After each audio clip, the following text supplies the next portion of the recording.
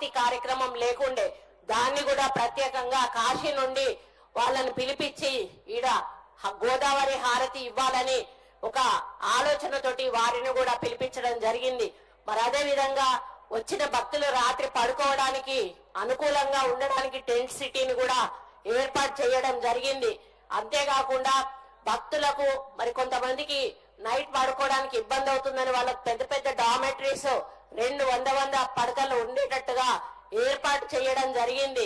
మరి ఎక్కడా కూడా నైట్ టైము చీకటి లేకుండా భక్తులు ఉన్నంత దూరము కూడా వెలుతురు ఉండే విధంగా లైటింగ్ అరేంజ్మెంట్ కూడా చేయడం జరిగింది.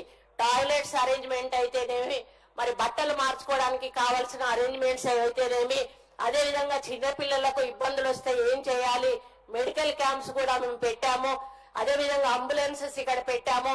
అన్ని రకాలుగా ఒక చిన్న చీమ కుట్టినా కూడా మరి వెంటనే మిమ్మల్ని ఇబ్బంది పెట్టకుండా మళ్ళీ మిమ్మల్ని సంతోషంగా ఇంటికి వెళ్లే విధంగా చేసేదానికి ఈ యొక్క దేవాదాయ శాఖ ఇతర శాఖలు అందరూ కలిసి ఈ రోజు ఏర్పాట్లు చేశామని చెప్పడానికి నిజంగా గర్వపడతా ఉన్నాను.